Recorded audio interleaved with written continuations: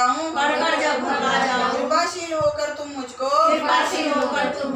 गीता ज्ञान बता दे। तुम मुझे भूलो नहीं, मैं भूल जाऊं तो आप मुझे याद कराना, क्योंकि मैं जीवात्मा हूँ, विषय विकारों में फंसी हुई हूँ। आप परमात्मा हैं, मुझे इन विषय विकारों से निकालने में सर्व समर्थ है। इसलिए हे नाथ, हे दीनानाथ, हे कृपालुनाथ, तू मेरा है, मैं तेरी हूँ। मैं तुझे भूलूं नहीं, तुम मुझे भूलो नहीं, मैं भूल जाऊं तो आप मुझे याद कराना। बोलिए भक्तवत्सल भगवान की जय। जय जय श्री राधे, जय जय श्री राधे, जय जय श्री राधे श्याम की जय। हरे राधे कृष्ण भगवान की जय, प्रभु के संतों भक्तों की जय, प्रभु के नाम की जय, प्रभु के धाम की जय, प्रभु की कथा की जय, प्रभु की लीला की जय, श्रीमद् भगवद गीता की जय, श्रीमद् भागवत कथा की जय, सच्चिदानंद सतगुरु भगवान श्री कृष्ण जय, श्री कृष्ण वंदे जगत गुरु। हरि बोल, हरि बोल, हरि बोल। राधे राधे। 46 है, क्योंकि कल गुरुदेव ने यहाँ पे दो दिन में यहाँ पे बताया था हमें 45वां श्लोक, जिसमें उन्होंने क्या बोला था कि तू सब कुछ राग और द्वेष से परे होकर, द्वंद्व से हटकर सब कुछ मुझे अर्पण करके ना, और अपने योगक्षेम की चिंता भी मत कर। जो तू अपनी चिंता करता रहता है ना, मैं कैसे खाऊंगा, कैसे पीऊंगा, कैसे करूंगा, तो इसकी भी चिंता छोड़ दे। तो ऐसा उन्होंने क्यों कहा? उन्होंने क्यों कहा कि तू इनसे परे हो जा और अपनी चिंता मत कर? क्यों? क्योंकि यावनार्थे उत्पाने सर्वते सप्तलुतोदके तावन सर्वेषु वेदेषु ब्राह्मण से विजानतम, कि सब तरफ से परिपूर्ण महान जलाशय के प्राप्त होने पर छोटे गड्ढों में भरे जल में मनुष्य का जितना प्रयोजन रहता है, अर्थात कुछ भी प्रयोजन नहीं रहता। वेदों और शास्त्रों से तत्व को जानने वाले ब्रह्म ज्ञानी संपूर्ण वेदों में उतना ही प्रयोजन रहता है, अर्थात कुछ भी प्रयोजन नहीं रहता है। अब जैसे यहाँ पर कहते हैं कि एक बहुत बड़ा समुद्र आपके पास है। अब समुद्र है, लेकिन क्या समुद्र आपकी प्यास बुझा सकता है? समुद्र से प्यास नहीं बुझेगी, क्योंकि उसका पानी खारा होता है। लेकिन वहीं पर एक छोटा सा गड्ढा हो और वो शीतल जल हो, तो उससे एक गिलास से भी आपकी प्यास बुझ जाएगी, है ना। तो यहाँ पर कहते हैं ना कि ऐसे यहाँ पर कहते हैं कि जो महापुरुष जिनको तत्व ज्ञान प्राप्त हो चुका है।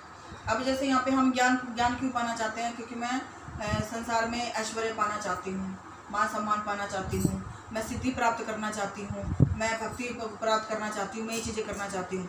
लेकिन जिनको एक चीज़ समझ में आ चुकी है, अब जैसे भगवान श्री कृष्ण ने यशोदा जी को बोला था, जब भगवान श्री कृष्ण मथुरा जाने वाले थे, यशोदा जी पूरी रात सोई नहीं थी, पूरी रात वो रोती रही। और वहाँ पे श्री कृष्ण ने कहा कि मैया क्यों रो रही है, तू मत रोना। कहते कैसे ना रो, तू मुझे छोड़ के चला जाएगा, तू मेरे पास वापस नहीं आएगा ना। कह रहे मैया क्यों चिंता करती, मैं तो तेरे पास आ ही जाऊँगा।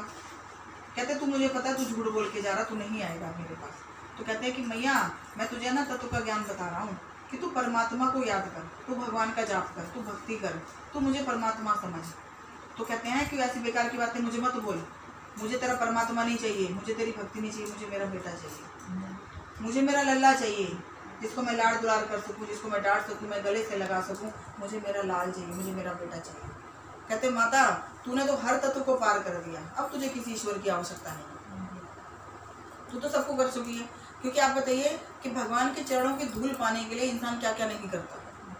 थोड़ी सी उनके चरणों की धूल मिल जाए, और वही यशोदा मैया डेली झाड़ू लगा के उस धूल को बाहर फेंकती है। बताइए कि कितना वो है। क्यों? जिन्होंने परमात्मा से अपना रिश्ता जोड़ लिया ना, समझो उसने सब कुछ कर लिया। अब कई जगह ऐसा बताया जाता है कि लड्डू गोपाल को ना बाहर घुमाना नहीं चाहिए, इधर उधर उठाना नहीं चाहिए, लेके जाना नहीं चाहिए, ये नहीं करना चाहिए। लेकिन एक बात है कि अगर मैं इनको भगवान मानती हूँ, तब तो मुझे इनको मंदिर में ही रखना चाहिए, क्योंकि ये भगवान है। लेकिन इतना छोटा सा भगवान क्यों मानो? ये तो बेटा है मेरा, ये तो बेटा है मेरा। और बेटे से तो लाड़ दुलार किया जाता है, प्यार किया जाता है। यशोदा मैया भी अगर यही चीज़ें करती तो भी उनको मंदिर में बैठा लेती, तो भगवान है। जबकि गर्गाचार्य ने खुद बोला था कि ये भगवान जी का अवतार है। तो एक यहाँ बात हो जाती है। तो ऐसे यहाँ पे कहते हैं कि यज्ञ दान तप विरत, जितने भी आप पुण्य कर लो, उन पुण्य से फायदा क्या होगा? आप स्वर्ग लोक तक जाएंगे, आप ब्रह्म लोक तक जाएंगे, फिर वापस आ जाएंगे। तो कहते हैं अगर आपको भगवान की भक्ति करनी है, आपको केवल भगवान से मतलब है, तो आप इतने जब तक के मामले में क्यों पड़ रहे हैं? आप नॉर्मल एक भगवान से रिश्ता बनाओ और उसकी भक्ति करो, कुछ करने की आवश्यकता नहीं पड़ेगी। और इसके लिए अगर आप कुछ भी करते हो ना, वो भी भगवान स्वीकार करते हैं। जैसे एक बूढ़ी माई थी, होगी मेरे ख्याल से 70-80 साल की होगी, और उसका कोई बेटा नहीं था, एक बेटी थी।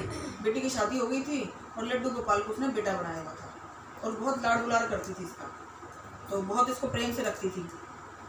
तो एक बार क्या हुआ कि हर समय मतलब उसका ध्यान रहता था गोपाल में, अब उसको खिलाना है, पिलाना है, नहलाना है, धुलाना है, यहाँ ले जाना, वो ले जाना, ऐसा करती थी।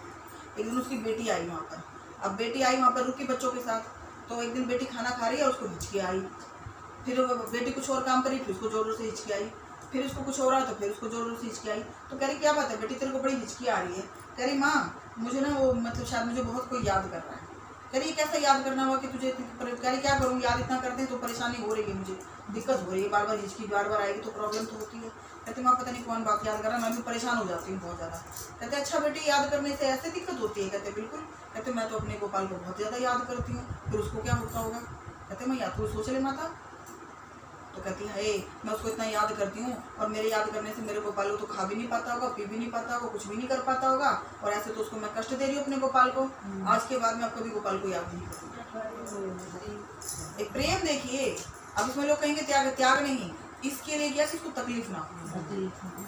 तो उसके बाद से उसने कहा कि मैं गोपाल को कभी याद नहीं करूँगी। और वो कहते ना कि वो बूढ़ी माई मरते मरते चली गई, लेकिन गोपाल का कभी नाम नहीं लिया। और कहते हैं जब वो मरी थी ना, बेटा कोई नहीं था, गोपाल खुद आया था उसका अंतिम संस्कार करने। जोर से बोलो हरि बोल।